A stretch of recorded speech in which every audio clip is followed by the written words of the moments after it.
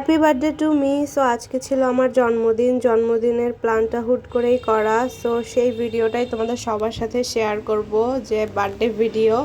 এই যে বার্থডেতে কি করলাম, কিভাবে কেক কাটলাম, আর ফ্যামিলির সাথে কিভাবে টাইমটা স্পেন্ড করলাম, সেই ভিডিওটাই তোমাদের সাথে শেয়ার করি। চলো। সো ফার্স্টেই হচ্ছে আমরা চলে গেলাম একটা কেকের দোকানে। কেকের দোকানটা ছিল বরিশাল নতুন বাজার। সো আমরা যেহেতু রাত 10টার দিকে গিয়েছিলাম, কেক অলমোস্ট শেষ হয়ে গিয়েছিল, বাট বেশ ভালোই কয়েকটা কেক ছিল। সো আমরা কেকগুলো দেখছিলাম।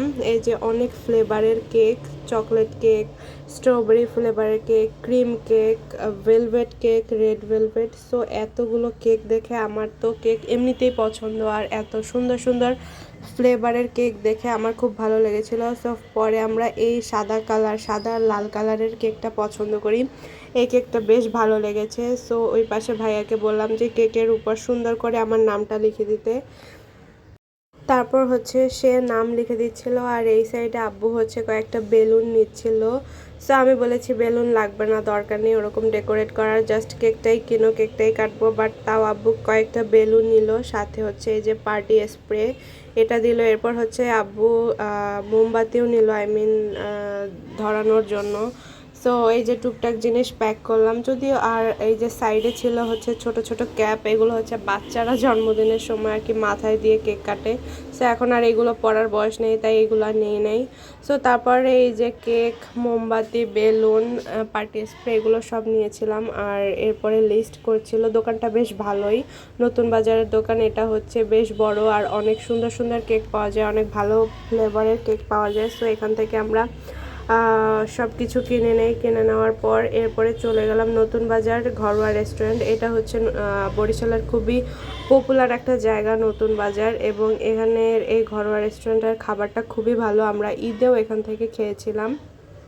সো এই যে সাইডে হচ্ছে গ্রিল করা হচ্ছিল, গ্রিলগুলো জাস্ট অসাধারণ। যেহেতু রাতে গিয়েছিলাম আমরা অলমোস্ট 9টার দিকে। সো ঘরোয়া রেস্টুরেন্টটা ফুল ভরা ছিল, অনেক মানুষজন ছিল, খেতে ছিল। আর যেহেতু ঈদ ছিল, ঈদের সিজনে অনেক বেশি মানুষ, এবং রেস্টুরেন্টগুলোতে অনেক বেশি ভিড় হয়। সো আমার যেহেতু চিকেন চাপ পছন্দ, তাই আমি এখান থেকে ছয়টা চাপ নিয়েছি। যেহেতু আমরা 6 জন, আমি, আব্বু, আম্মু, মামা, মামি আর আমার 2 ভাই বোন। সো 6টা চিকেন চাপ নেই, আর প্রায় 12টার মতো নান নেই। সো এরপর আমরা বাসায় আসি। এরপর বেলুনগুলো ফুলায় আমার ভাই বোন তানহার মেহমাদ। এরপর আব্বু দেখছিল বেলুনগুলো কোথায় লাগানো যায়। সো এরপর জাস্ট নর্মালি ডাইনিং টেবিলের পাশে বেলুনগুলো রেখে দেয়। যেহেতু এইভাবে কেক কাটার কোনো প্ল্যানই ছিল না, হুট করে করা, তাই জাস্ট র্যান্ডমলি রেখে দেয়। So finally it's my cake. দেখতে পাচ্ছ কেকটা কত সুন্দর, পুরা সাদা রঙের উপর লাল কালারের। কেকটা কিন্তু ডেকোরেশন করা খুবই ভালো হয়েছে, আর নাম লেখাটাও খুব ভালো হয়েছে। সো আমার তো বেশ ভালোই লাগলো। এরপর হচ্ছে আমরা টেবিলে কেকটা রাখি। কেকটা রাখার পর সো ফাইনালি আমরা 3জন দাঁড়িয়ে যাই এবং কেক কাটার জন্য। আব্বু হচ্ছে এটা ধরিয়ে দিচ্ছিল। সো আমার ভাইটা একটু ভয় পেয়েছিল, দূরে দূরে যাচ্ছিল। আমি ওকে হাত ধরে টেনে নিয়ে আসছিলাম, বলছিলাম আয় তাড়াতাড়ি, এটা অফ হওয়ার আগে কেকটা কাটি। সো এই যে মজা করে আমরা কেকটা কাটছিলাম, আর এই সাইড থেকে আব্বু পার্টি স্প্রেটা দিচ্ছিল। বেশ ভালোই লাগলো, খুব সুন্দর একটা মুহূর্ত ছিল, ট্রাস্ট মি। কারণ যেহেতু বার্থডে এখন আর তেমনভাবে পালন করা হয় না, অনেক বড় হয়ে গিয়েছি, তাই ছোটোবেলায় বার্থডে পালন করা হতো। আমার যত আত্মীয় স্বজন, পরিবারের লোকজন আছে, সবাই বাসায় আসতো, গিফট দিত, অ্যান্ড অনেক বড় করে বার্থডে সেলিব্রেশন করা হতো। বাট এখন বড় হয়ে গেছি, কাজে অনেক বিজি থাকি, তাই আগের মতো আর বার্থডে সেলিব্রেশন করা হয় না। সো অনেক বছর পর ফ্যামিলির সবার সাথে বার্থডেটা সেলিব্রেশন করলাম, যদিও অনেক বড়োভাবে না, ছোটোভাবেই, বাট তাও বেশ ভালো লেগেছে কয়েক বছর পর। সো আব্বুকে ডাকলাম কেক খাওয়ার জন্য। সো আব্বু এই যে কেক খাচ্ছিল, আর এই সাইড থেকে তার না হচ্ছে এই যে স্প্রে দিচ্ছিল। সো স্প্রেগুলো সব কেকের উপর পড়েছে, আর আব্বুর মাথায়ও কিন্তু পড়েছে। সো আমি হাসছিলাম, আর আব্বু অল্প কেক নিয়েছিল। সো তারপর আব্বুকে বললাম যে তুমি অল্প নিয়েছো, বেশি কেক নাও। সো তারপর পুরো একটা কেকে আব্বুকে খাইয়ে দিলাম। সো এরপরে আমি কেকগুলো হচ্ছে সুন্দর সুন্দর করে কাটছিলাম, যেহেতু মামি আছে, আম্মু আছে, আবার আমরাও খাবো, তাই বড় বড় পিস করে খাচ্ছিলাম। সো এই যে দেখতে পাচ্ছ কেকের অর্ধেকটা কিন্তু খাওয়া শেষ, বাকি অর্ধেকটা আছে। সো এরপর হচ্ছে আমরা খাওয়ার জন্য যে নানার চিকেন চাপ এনেছিলাম, ওগুলো খাচ্ছিলাম। আর যেহেতু আমার জন্মদিনের দিনই আমি ঢাকা থেকে বরিশালে এসেছি অলমোস্ট 10 ঘন্টা জার্নি করে, সেই সকালে 10টার দিকে উঠেছি গাড়িতে, বাসায় আস্তে আস্তে অলমোস্ট সন্ধ্যা 7টা বেজে গিয়েছে।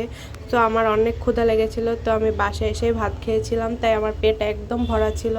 তাই আমি তেমন আর খাইনি, যেহেতু সবাই খাচ্ছিল সবার সাথে আমি জাস্ট একটু পার্টিসিপেট করে অল্প একটু খাই। এই যে দেখতে পাচ্ছ প্লেটে সামান্য একটু চাপ নিয়েছিলাম, তেমন একটা খাইনি। সো ওরা সবাই খাচ্ছিল, আমি দেখছিলাম, বেশ ভালোই লাগলো, সবাই মিলে একসাথে ডিনার করলাম। তারপর হচ্ছে ওদেরকে বলছিলাম যে তোরা কিন্তু আমাকে উইশ করিসনি, আমাকে বলিসনি হ্যাপি বার্থডে, তাড়াতাড়ি বল কার বার্থডে। সো ওরা বলছিল তোমার বার্থডে, আর আমি বলেছিলাম যে আমাকে তাড়াতাড়ি উইশ কর, বল হ্যাপি বার্থডে। সো ওরা মজা করছিল আর বলছিল হ্যাপি বার্থডে হ্যাপি বার্থডে, ভালোই লাগলো। সো মজা করে খাচ্ছিলাম। আর ট্রাস্ট মি, এই চিকেন চাপ আর নান রুটি খেতে কিন্তু আমার বেশ ভালো লাগে, এর আগেও বেশ কয়েকবার খেয়েছিলাম। সো ভালোই লাগলো, খুব ভালো একটা সন্ধ্যা কাটালাম সবার সাথে, আই মিন ফ্যামিলির সাথে। আমি কখনো এক্সপেক্টই করি নাই যে আমি যাব, এরপরে হচ্ছে বার্থডেটা এভাবে করব। সো আমি হচ্ছে বেলুন ফুটাবো করে, যে আমি বললাম যে যেহেতু আমার বার্থডে আমি একটা বেলুন ফুটাবো, অনেক ট্রাই করেছি, বাট ট্রাস্ট মি বেলুনটা আমি ফুটাতেই পারছিলাম না, বেলুনের বাতাসে যে সাইড থেকে বের হয়ে গিয়েছে। সো আমি তো পুরাই হতাশ। এরপরে কি আর করবো, আম্মু বললো যে আচ্ছা সমস্যা নেই, তুমি আরেকটা ফাটাও। তাই আমি এই যে হলুদটা নিয়েছিলাম ফাটানোর জন্য, এবং অনেক জোরে চাপ দিচ্ছিলাম যে এটা আমি ফাটাবোই, অ্যান্ড ফাইনালি ফাটিয়েছি, অ্যান্ড ফাটিয়ে অনেক খুশি। সো যাই হোক, এরপরে আবার খাওয়া দাওয়া করলাম সবাই একসাথে, যে অল্প একটু নিয়েছি, ওরা সবাই খাচ্ছিল, বেশ ভালোই লাগলো। বেশ কয়েক বছর পর এইভাবে ফ্যামিলির সাথে খুব সুন্দর একটা সময় কাটালাম, আর বার্থডেটা সেলিব্রেশন করলাম। সেলিব্রেশন ওইভাবে না, ছোট আকারেই, বাট তাও ভালো লাগলো। সবাই একসাথে খেলাম, সবাই একসাথে আনন্দ করলাম, কেক কাটলাম।